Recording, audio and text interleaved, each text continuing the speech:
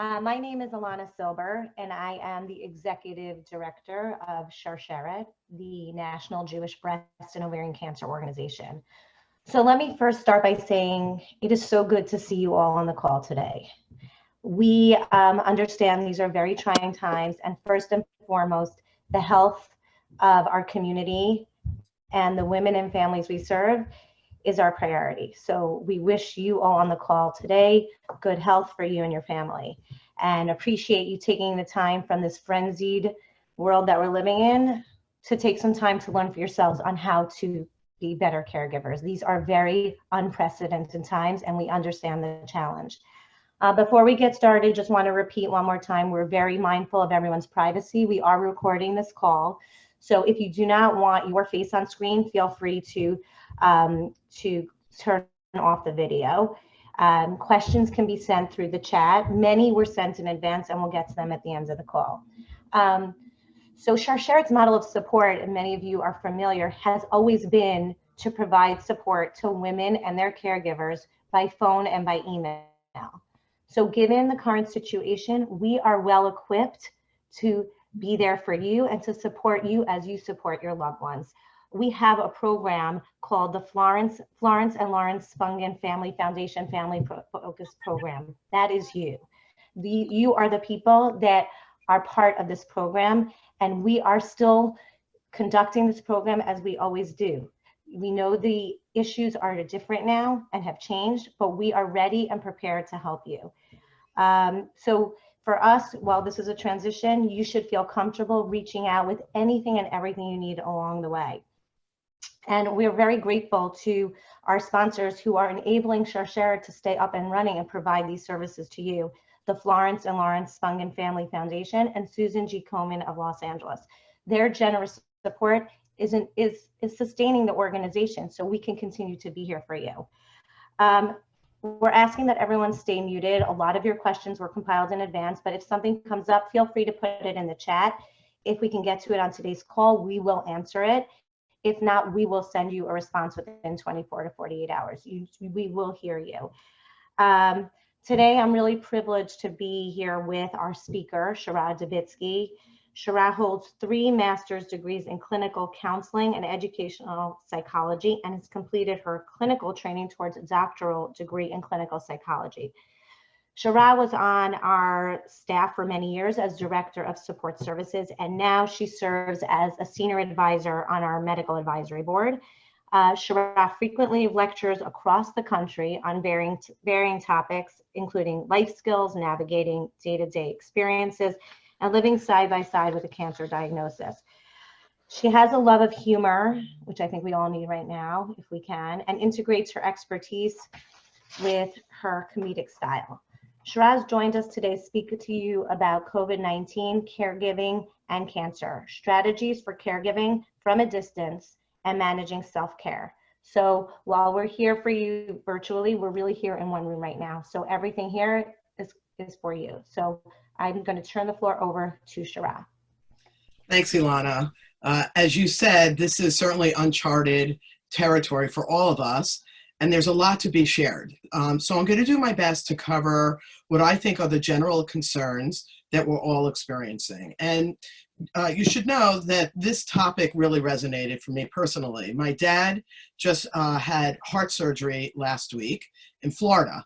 And my younger brother and I are in the Northeast. My older brother is on the West Coast. And it was very emotionally difficult knowing that we couldn't be there for him when he had his surgery or even afterwards when he went home because traveling and the risk of the coronavirus was too severe. So I remember just feeling like very guilty that I wasn't there. And also because I wasn't there, I kind of got the feeling like I wasn't getting the full picture of what was going on, only what he was reporting or what my stepmom was reporting. I wasn't familiar with any of the local resources there. And I just felt in general inadequate because I was so limited in what I could offer. And I was also very concerned for my stepmom, who was doing all the hands-on support. And I was worried that she was going to feel overwhelmed. So I reached out to a friend of mine who unfortunately has been a long distance caregiver for quite some time. And these are some of the things that she suggested to me. So one was to designate a time for each of us to call him throughout the day so that he wouldn't be bombarded, he was very tired, and that he would know that he had a time scheduled with each of us, and he wouldn't have to worry about missing a call because he was napping. She also suggested that we appoint one family member to speak with the doctor and then designate some Zoom time when we would all speak together to kind of get the full update. She recommended that we get the phone numbers of the local pharmacy and supermarket and restaurants that were doing deliveries to my dad's condominium complex. And, you know, to find out what kind of online support that we can offer. And then really importantly, to stay in touch with my stepmom and to try to offer her support and find areas where we can unburden some of her responsibilities remotely. So as we all know, the CDC has very strict guidelines around social distancing and isolating during this pandemic. So in my situation, we were in different states, but it's very possible that many of you on this call live down the road and still have to implement a similar plan. And certainly if you're a caregiver living in the home, the outbreak of the coronavirus also impacts how you're currently able to care for your loved one. So I'd like to make some suggestions, regardless of whether you are engaged in remote caregiving or if you're in the same home. So as always, the most important thing is follow her lead.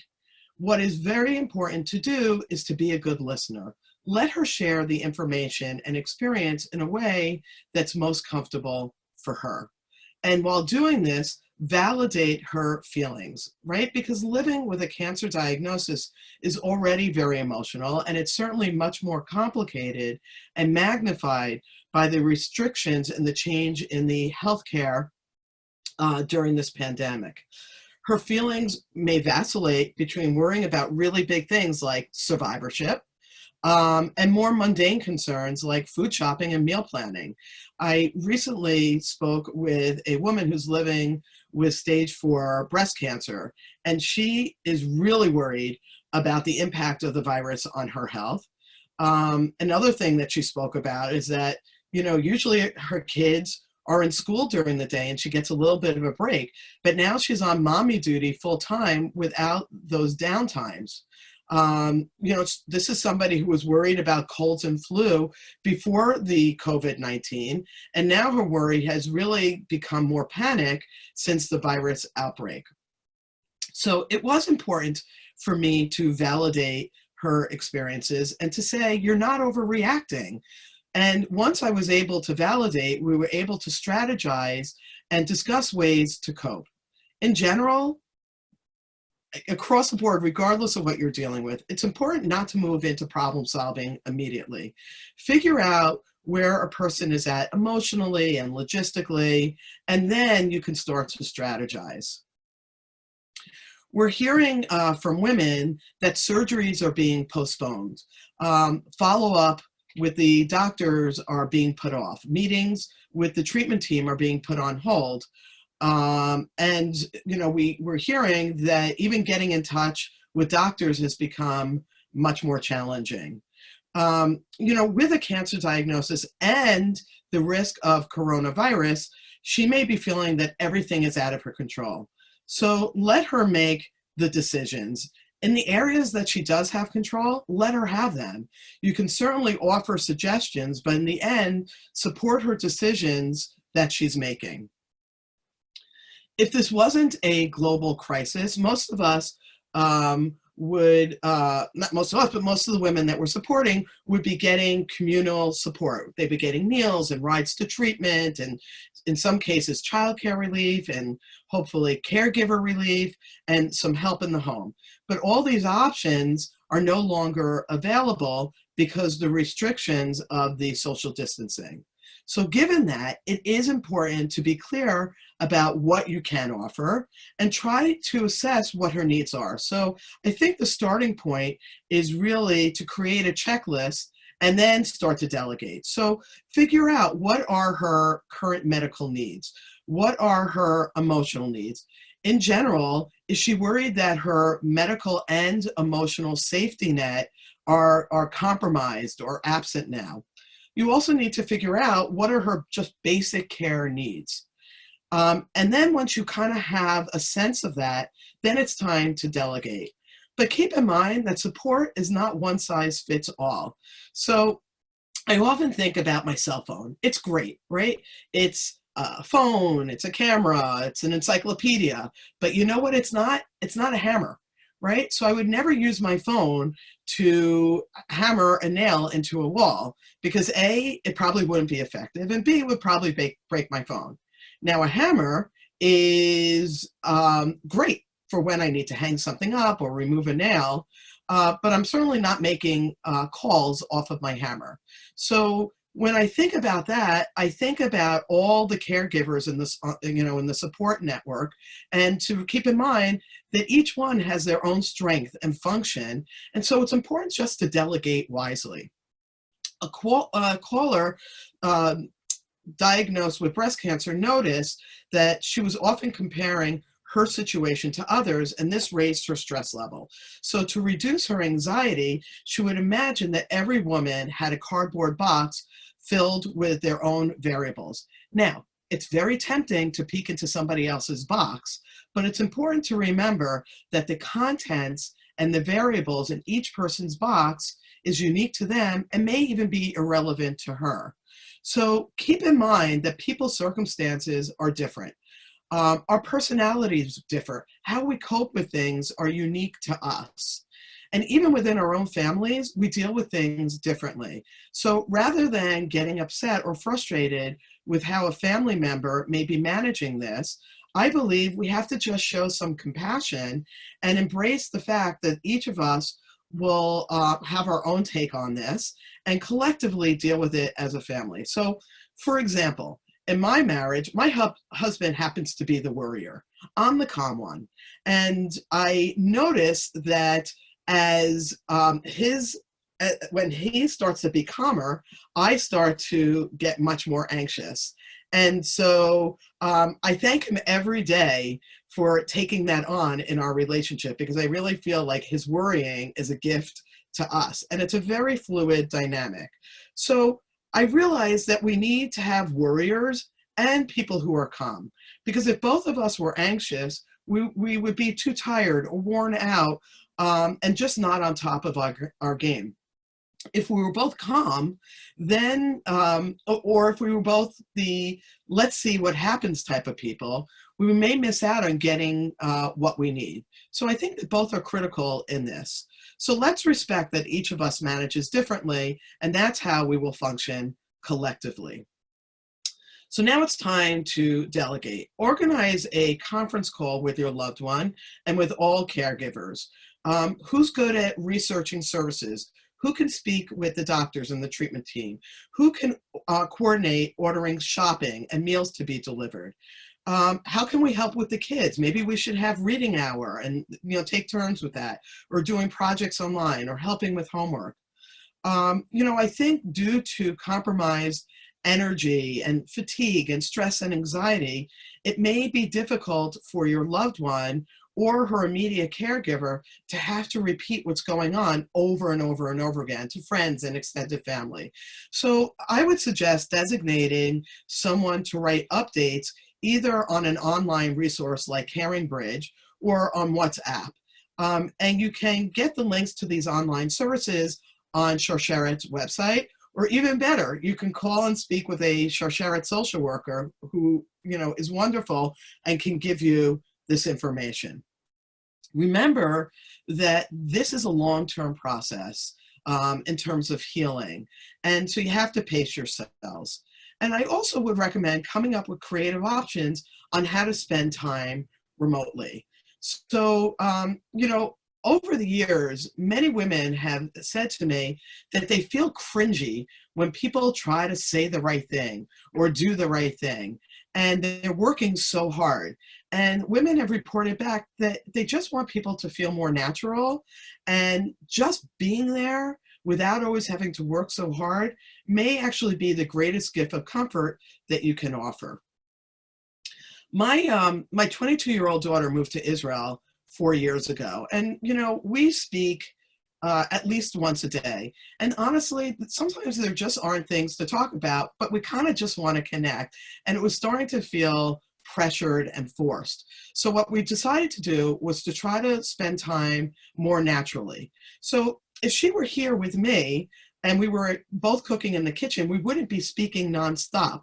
So what we've decided to do is we turn on our FaceTime, and she's cooking in her apartment, I'm cooking here, and every once in a while she may ask a question, or I may share a thought, or we're showing each other what we're cooking, and it just feels like a more natural way of spending time together.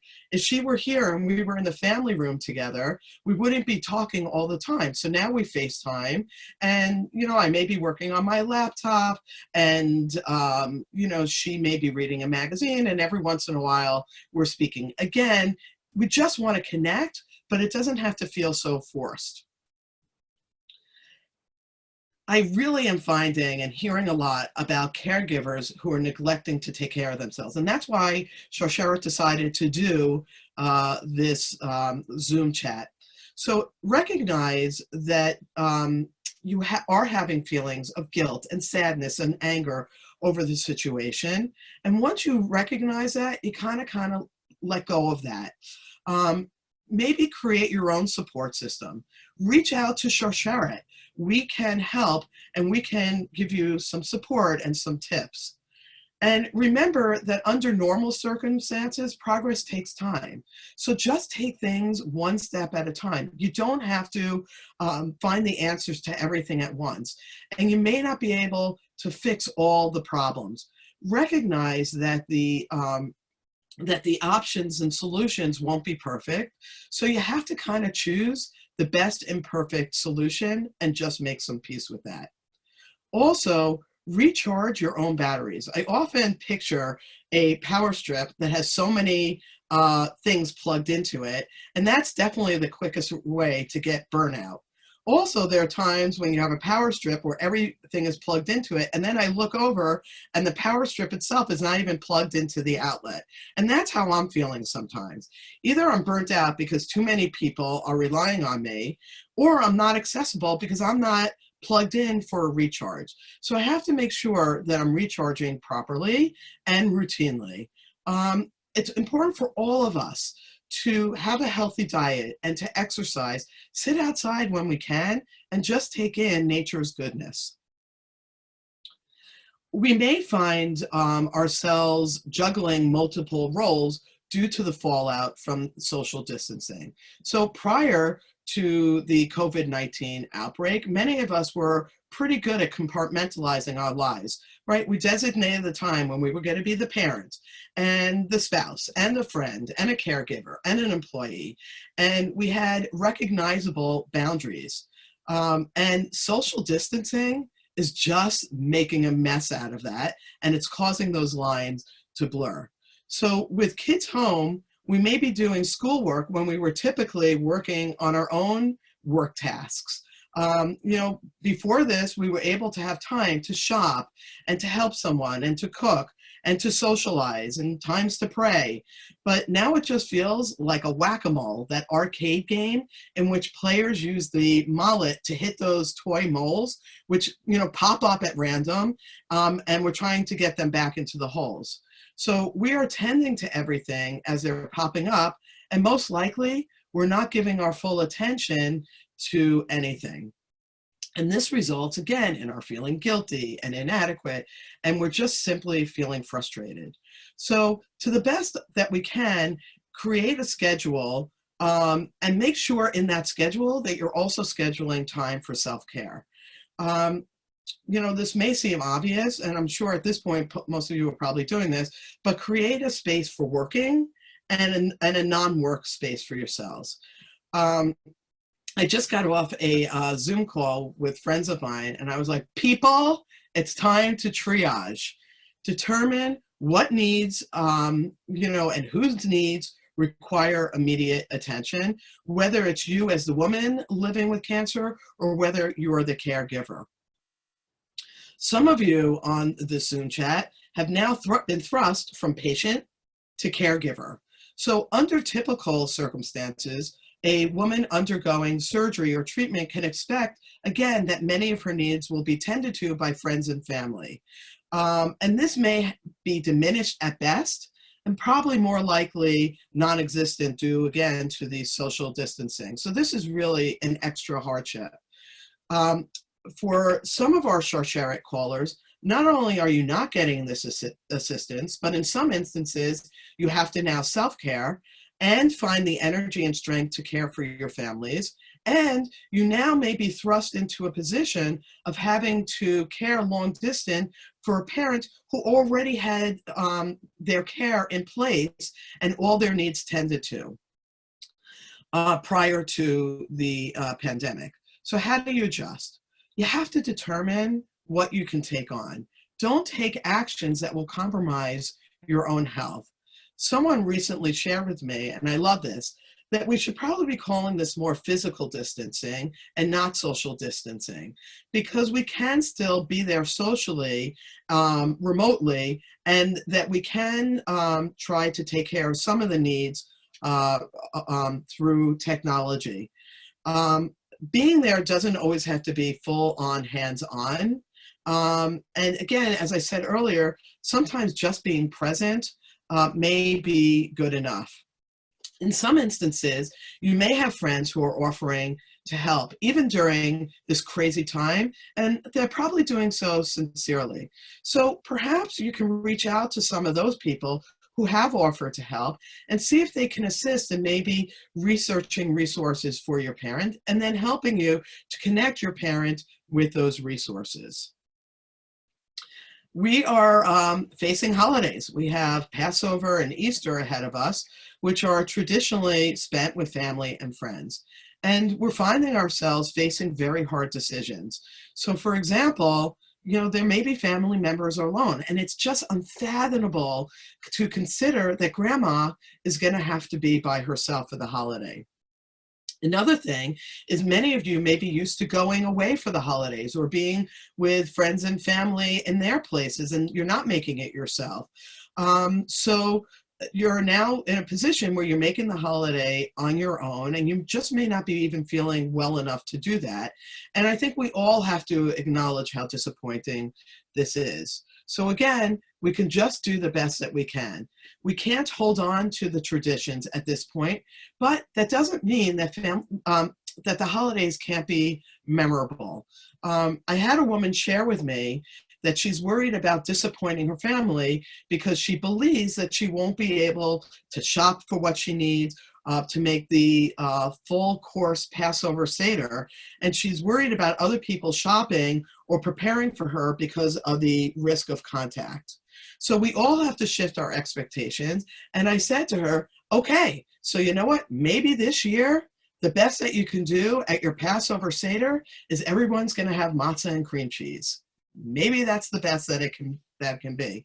And she goes, you know what? I haven't even considered that. And I've had all this pressure on me. And she kind of laughed and said, I don't know, you know, like that may be what it has to be. And I said, look, the likelihood is you're probably gonna get the brisket and soup, but that's the worst case scenario. And it's not so terrible.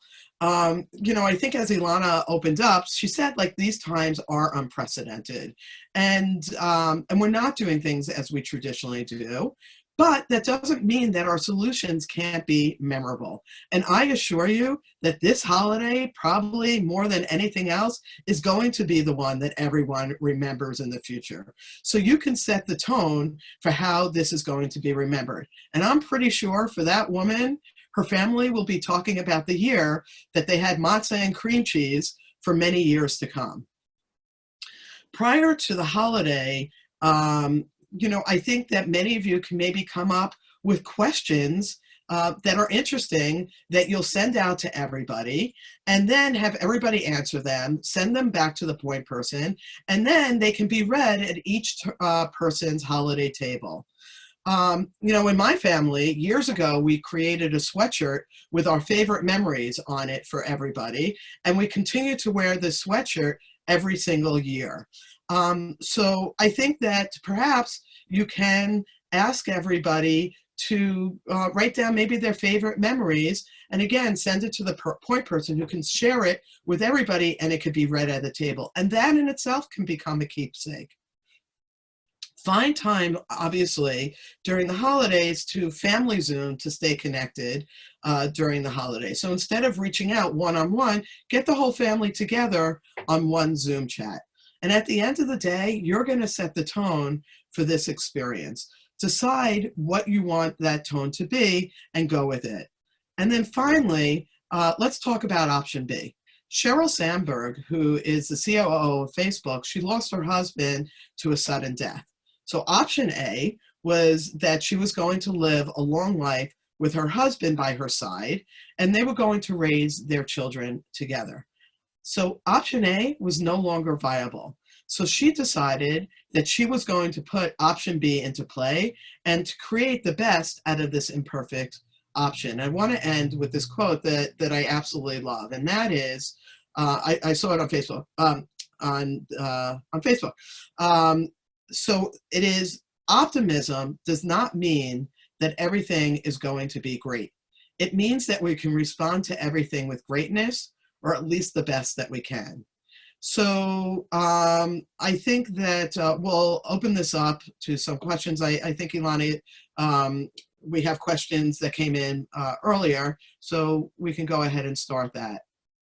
Okay, thank you, Shara, and thank you for giving us examples that I think we can all bring to our own lives. There were many questions that came in advance that were medically related, and while this call is not focused on the medical side of the issues you're facing, I want you to know that we will be addressing medical questions, general medical questions, on Wednesday with Dr. Ruth Allratz, a top oncologist from NYU Medical Center. So there is information on our website on when to join. I think it's Wednesday at 2 p.m. Eastern time. But if you're on this call, you'll likely get an email reminder about that. So, and you feel free to email us anytime with questions for that, and we'll get you the dial in for that call. So thank you, Shara, again, for bringing the attention to the caregivers. We know that you are also, and for lack of a better word right now, on the front lines of the support for your loved one and for yourself. And so we're here to help you along the way. So one of the questions that came in that I'd love for you to answer is, someone emailed, how do I care for someone with whom I have a complicated relationship? We're spending a lot of time with each other now, Shara, people that probably previously we didn't need to, we could get out, but now we're in and dealing with people that we don't necessarily have a great relationship. So right, that's true. So I do want to get to that, but I want to cover something that you just brought up, Ilana, which is that we did get a lot of medical calls and questions, but I do think that there is some emotional concerns to the medical question. So if it's okay, I just want to touch on that for a second. And then we'll get back to that really important question.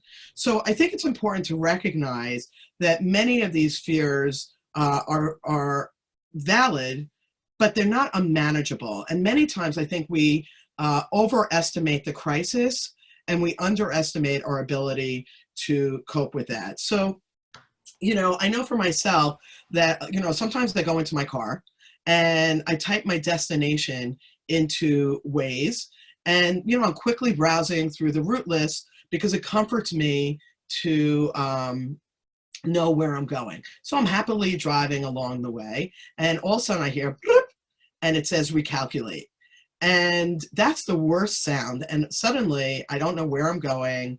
And as a Sharsheret caller once said, recalculating is simply a part of life, and not everything goes as planned. So like everything else on this roller coaster ride, it's how we cope with the changes and the new information, the period of recalculating, that I think ultimately matters. You know, I also am feeling that panic and fear are as contagious as the virus itself. And, you know, look, we're all wired to experience healthy anxiety because it helps protect us physically and emotionally. And these are legitimately stressful times, and we need to be protective. And our emotions are really heightened right now.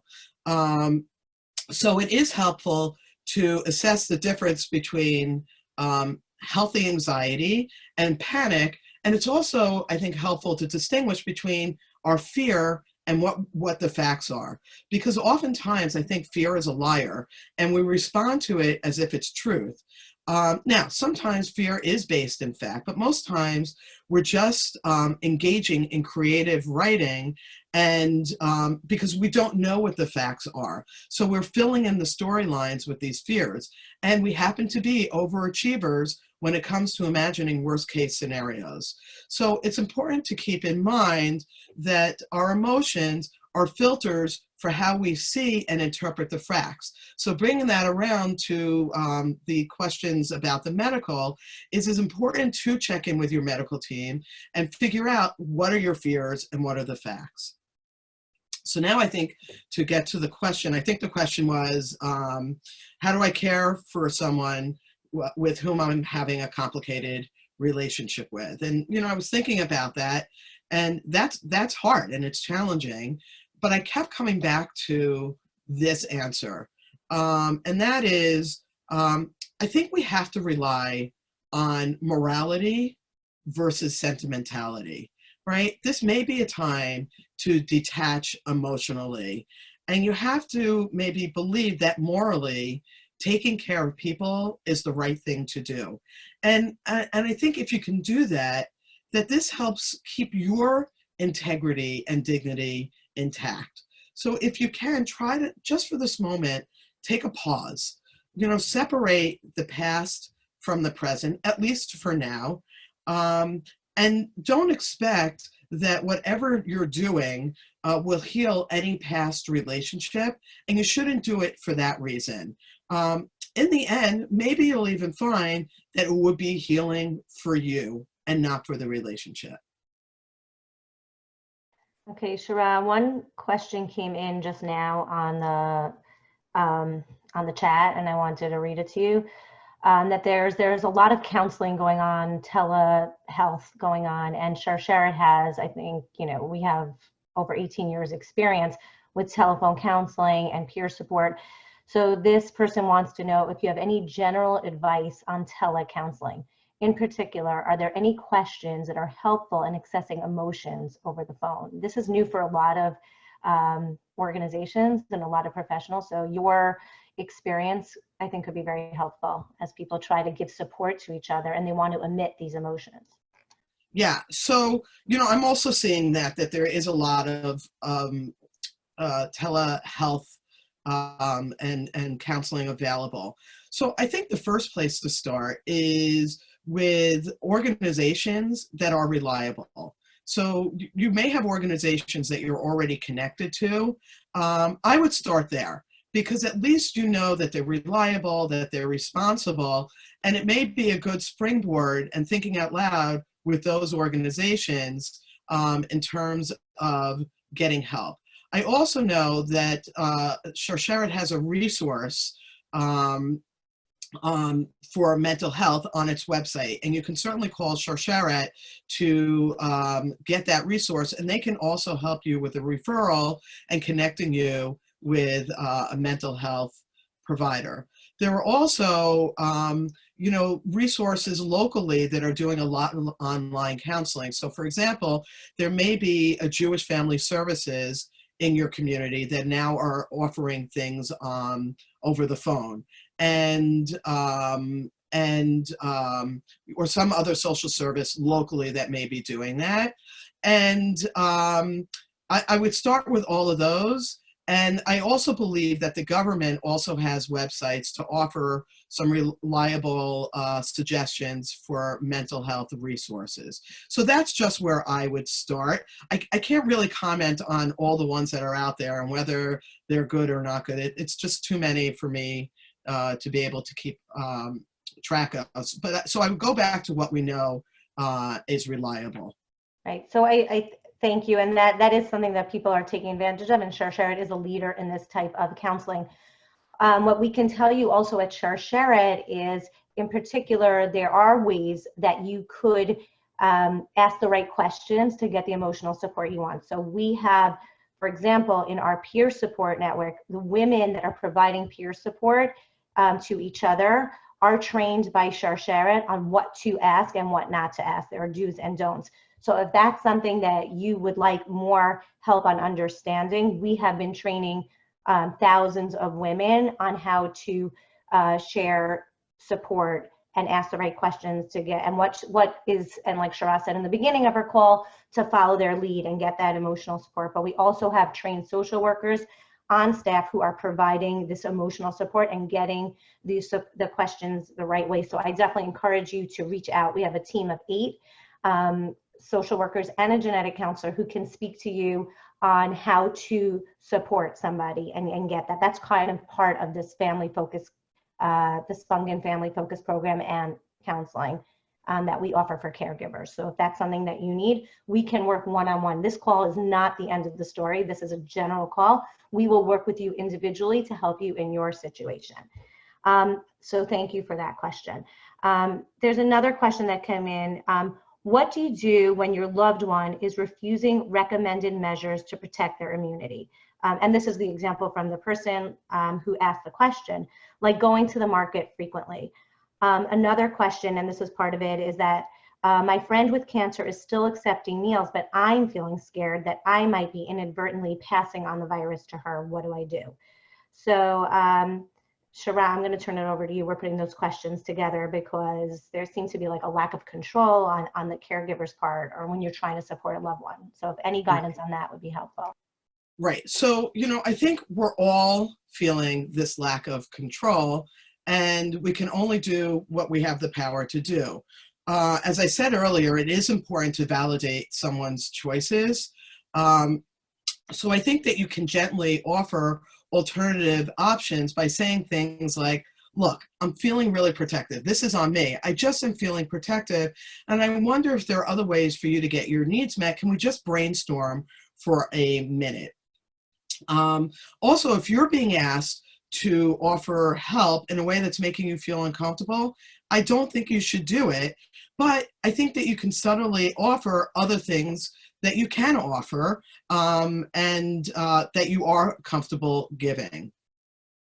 We also kind of got another question. I want to tie it into this, which is that somebody asked a question about people living in their home or apartment who are not taking the necessary precautions as per the CDC recommendations and guidelines. And the reason why I want to bring that in here is because, again, it's another area where you don't have control and it is impacting you.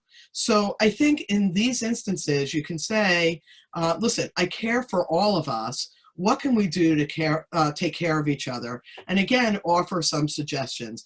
If it's not heeded, then you can only do what's in your own control. My dad called me, in fact, yesterday, and he says, your brothers are really angry with me. And I said, why? And he said, because I went to the dentist to take care of something, and they're yelling at me, and I needed to take care of it. And so at that point, first of all, it was already done. And I can't force him. I can't, strap him down in his home. So, I tried to gently say, okay, look, Dad, I guess, you felt like it was something you needed to do, but, can we maybe, get on a call when you're feeling like you have those needs, and maybe we could figure out other suggestions. But at the end of the day, we just can't manage other people's behaviors. Okay, this call just came in from Deborah on the chat.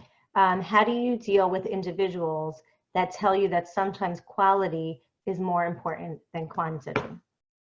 So I'm not really clear, Deborah, what you're asking, but I'm going to try to put my own take on that. And that is, what, we're in a time period where we realistically actually have emotional, logistical, medical, and physical needs. And, it's not a time where we can maybe categorize things as quality versus quantity. I would say that each scenario and each situation needs to be assessed and to determine, what exactly is needed for that particular circumstance. I think that's as general as I can get with what I'm understanding. Unless, Ilana, you have another take on that. No, I mean, for now that works, but Deborah, feel free to keep the chat going. But I also want to just get to, I'm trying to consolidate, to mindful of everyone's time, to some of the questions that came in separately. So there's one right now that says, it's hard for people to ask for help. How can I trust that my loved one is being open and honest about her needs? And I think this is huge, because I just spoke to someone also, they just can't keep asking for help. So you're right. It is. It's hard to ask people for help, and so I think it's on the caregiver to try to find a more nuanced way of getting to that. So, for example, you could say, how have you been sleeping? How's the eating? What have you been eating lately? Who are you in touch with? How are you spending your days? And to kind of gather information and to maybe read through the lines to determine what the person should need. And then once you're able to do that, maybe to offer things without her asking. So for example, you could say, look, I have some time this afternoon. Can I do some research for you? Can I make some calls for you? Or if you know somebody who has kids, your kids' ages, you could say, look, I'm going to be doing homework with my kid around 1 o'clock. Does your son want to hop on to a Zoom call and we could do homework together? Just in terms of asking for help in general, this year I had knee replacement surgery. So I created a team of about 50 women, and every week I would put out a Google Doc asking for what I need, and people could fill in. So somebody had heard about this, and she's like, I could never ask for help. Right? How do you feel comfortable doing that? So I said to her, let me ask you something. Are you married? Yes. When did you get married? 2 years ago. So I said, did you did you invite guests? Yeah, how many? 300. So I said, so you didn't have trouble asking 300 people to give up 5 hours on a Sunday afternoon and then pay you for it, right? So we're comfortable asking people to do those kind of things, but for me to ask somebody to drive me 10 minutes to PT, it was a big deal? No. In general, just know that you've asked people to do things before, and it's easier to do it under happier circumstances, but people who are your friends and family are equally happy to be there for you when things are more challenging. I also just wanted to add that I think that maybe your synagogue or your churches may also be a place that you can say, I'd like to help this person. Do you have any ideas how you can do that? Or to call a family member and ask. So again, there are kind of roundabout ways to get to that. Okay. We have time for, I think, maybe about 1 or 2 more questions. So how do we provide support for a loved one who is experiencing paralyzing anxiety around COVID-19? Okay.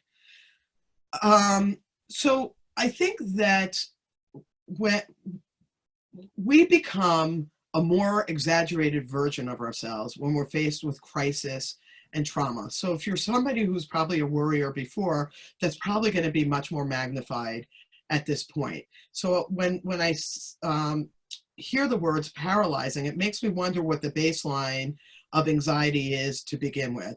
But at the end of the day, we're all flooded with information out there, and we're all experiencing heightened anxiety. So I would say to this person, but also for all of us, we have to stop watching the news so much, and we have to cut down on social media. For myself, I've taken myself out of some WhatsApp groups because I was flooded with memes and videos. Like it's really nonstop. And if she's worried about missing something, I think that you can reassure her that you will give her some general updates as things are changing. Also, I would suggest teasing out fear from fact, and to just remind everybody on this call that there are a lot of people being diagnosed out there, but in general, most people are recovering from the virus. And for some, the recovery is much more difficult, and we shouldn't minimize that. But for the most part, people are recovering, whether it's at home or even in the hospitals. I think that it's important to validate that it's okay to have anxiety because, again, there are so many unknowns and so many extreme changes to our lives. But I would try to maybe reassure her that that's exactly why there are so many extreme measures being put into place, and that it's important for her to find areas that she has control over, like washing hands and social distancing, and kind of let go of the areas where she lacks the control. And, if this is a person who either comes into this with higher anxiety, or if legitimately the anxiety is more elevated to the point of paralysis, then it goes back to an earlier question, about reaching out for mental health support. So again, you can call Sharsheret for resources. You can call, again, some local social service agencies. And she may already have a mental health contact already, so encourage her to call and ask, would it be helpful if I spoke to that person?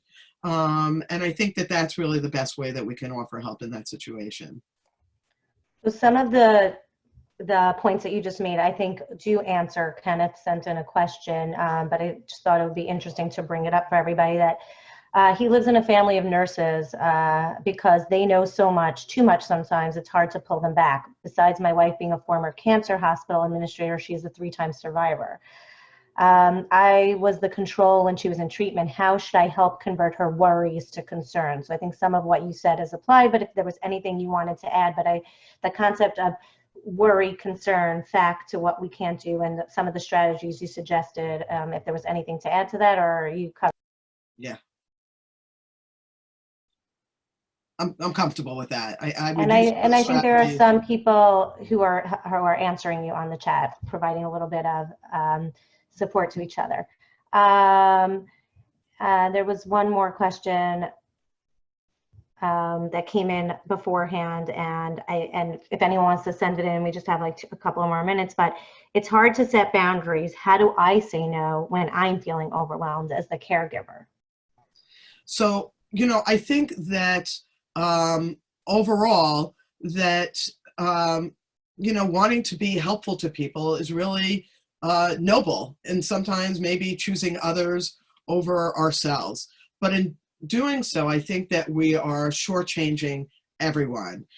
We can't give ourselves completely if we ourselves aren't feeling comfortable or complete, because for everyone, our goal is just to have well-being.